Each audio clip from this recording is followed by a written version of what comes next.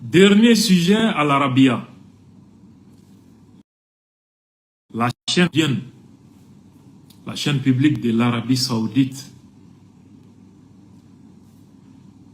qui est venue de Riyad parcourir des milliers de kilomètres pour venir à Kidal rencontrer les JNIM, les terroristes, à la demande des terroristes, pour faire un reportage spécial qui valorise les terroristes et qui montre une image humiliante des soldats maliens pris en otage, les exposer à la face du monde en violation de la Convention de Genève sur la publication d'images dégradantes et humiliantes des prisonniers de guerre.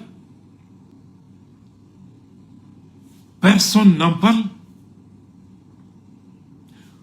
Pour quel intérêt cette chaîne saoudienne vient réaliser ce reportage en faveur des terroristes et contre le Mali?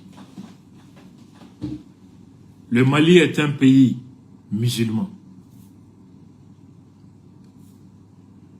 Chaque année, nous avons des milliers de nos compatriotes qui dépensent 4 à 5 millions pour se rendre en Arabie Saoudite, accomplir leurs devoirs religieux.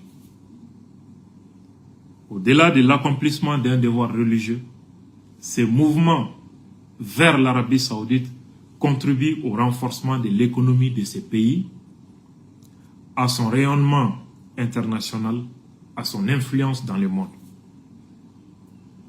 Malgré tout, cet argent que les fidèles musulmans du monde entier injectent dans l'économie saoudienne est utilisé pour financer le terrorisme dans le monde et offrir une tribune à ceux qui tuent les musulmans au Mali, au Sahel, dans le monde, pour justifier leurs actions. Pourtant, le Coran dit que les musulmans sont des frères.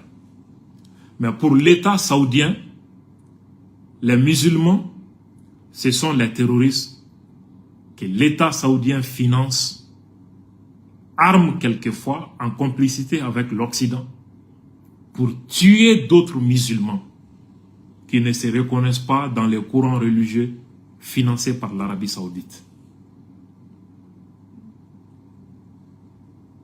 Malgré tout, certains essayaient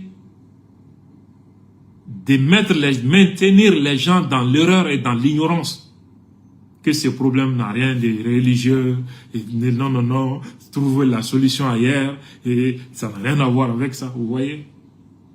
Vous voyez ce que la chaîne publique saoudienne est en train de faire à l'Arabia.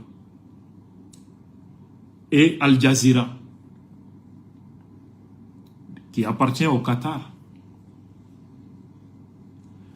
Certains disent non, l'Arabia est contre le terrorisme. L'Arabie Saoudite même a créé une coalition contre le terrorisme. Vous savez qui sont les organisations que l'Arabie Saoudite considère comme terroristes? C'est les Hezbollah, c'est les Hamas. Pourquoi? Les Hezbollah, ça c'est pour l'Iran. L'idéologie du Hezbollah, c'est le chiisme. Les Hamas, il y a le concurrent géopolitique de l'Arabie Saoudite qui est derrière ça, le Qatar. C'est pourquoi l'Arabie Saoudite ne soutient pas les Hamas. Pourquoi? Parce que le Hamas est opposé à l'État d'Israël, qui est l'allié de l'Arabie Saoudite. Voilà tout.